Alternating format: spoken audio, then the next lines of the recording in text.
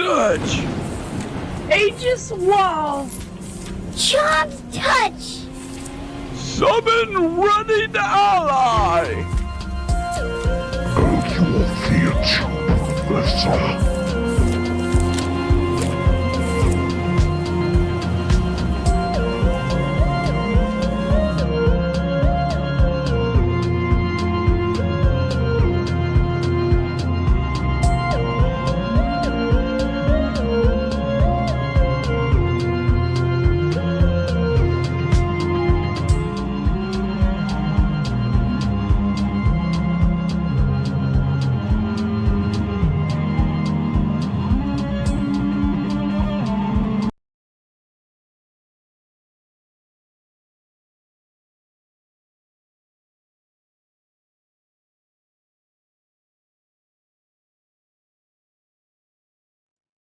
Welcome back for another one.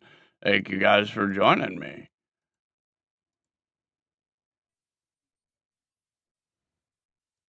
All right. Gather round. Today, class, we are discussing shadow arts and the umbral studies. In this academic field, known as the umbral studies, we will discuss mechanics and we will discuss classes, but we must answer one question. What are shadows? Most beginners think that shadows are simply darkness. They are not. Shadows are remnants. They are what remains when intention decays. Let me explain. A curse begins as emotion, twisted. It anchors to an object, to a place, to a memory, and it feeds on meaning. What happens when that object is forgotten?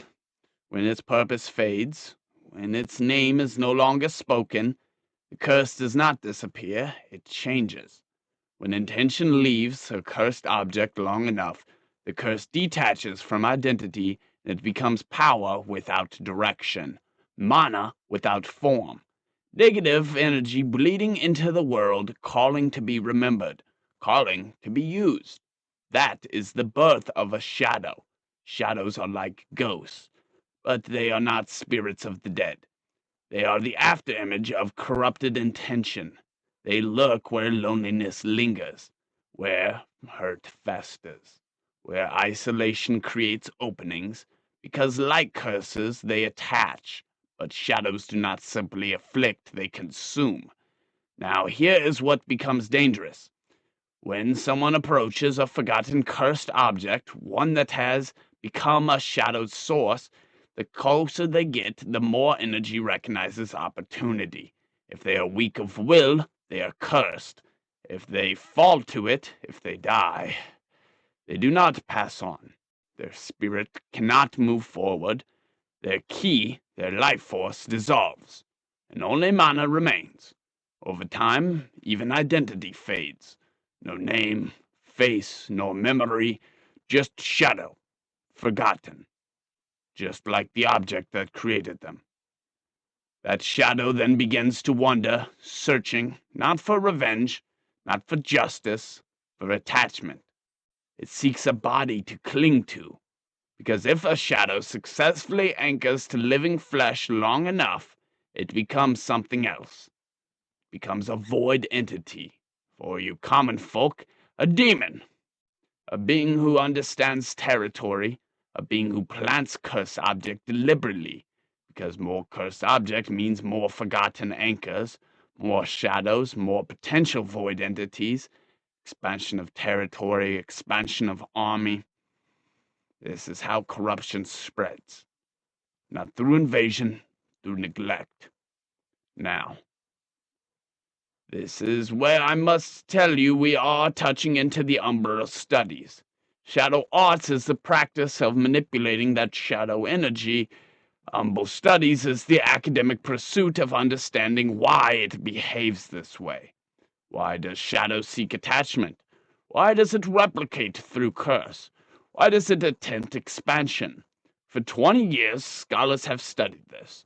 They have mapped shadow outbreaks, tracked cursed item clusters, monitored void manifestations. They have discovered patterns. Shadows are not random, they are organized. They gather, they respond to signals, which brings us to something more disturbing. The Umbral Choir.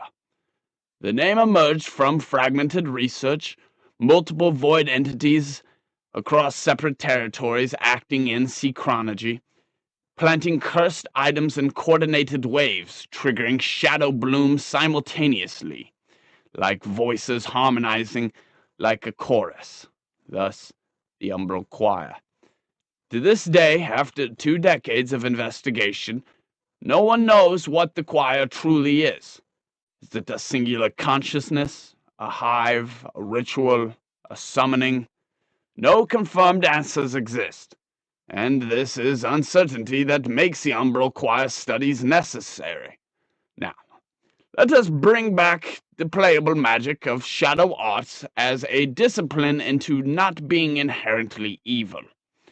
It is controlled exposure. It is the study of darkness without surrendering to it. Though shadow lexicon mages are those who walk closest to that line, they do not worship shadow. But many serve the void's currents, some intentionally, some gradually. The shadow lexicon features such as the umbral cloak and the shadow step, veiled sight, and the night twin all draw from the shadow's mechanics: teleportation through darkness, fear induction, binding through absence, the cloning of its cycle via silhouette projection. But every use carries a risk because shadows are not a passive magic. It observes and remembers who uses it. Let us discuss these dangers. For those of you still listening, if you use shadow arts recklessly, you increase ambient shadow density. You create micro anchors, places where mana destabilizes. This is why Umbral Studies teaches containment protocols, ward layering, charm cleansing, divine reinforcement. The shadow must be balanced. Now, strategically, shadows excel at fear, isolation, control, and disruption. Pairs dangerously well with binding, hex, and illusion. But it is weak against the radiant will, beacon of resolve, and strong communal presence, emotional stability as well. Shadows thrive in loneliness. They weaken in unity. That is not a metaphor. That is mechanical. Now, I want you to understand something clearly. The void does not hate. It just expands. The umbral choir, it is not some form of rage or darkness that is burning in the night. It is harmony. Harmonizing with our universe in a way that we cannot yet tell even further what it means. Shadow lexicon mages, well, some believe they are controlling it, though many of them are dark wizards that hunt creatures of the light to gain even stronger darker powers. It is believed to be the same as what the curses and shadows do to create these void entities. Whether that is true remains unanswered. However, there are some theories that with the outbreak of monsterkind, that for some reason, this scaling battle of light and dark that has thinned the veil in select spots where these anchors have been placed is in growing number as well as growing concern. That is why this field exists. The shadow arts teach you not only to wield the darkness, but the cause of it. The cause of darkness, what it wants. Umbral Studies teaches you why darkness behaves the way it does. 20 years of research still leaves us with this truth. We do not know what the Umbral Choir is, only that it is organized and growing. Dark creatures and monster kind growing. They wait. Please, study carefully, cast responsibly, and never forget, neglect creates more monsters than malice ever could.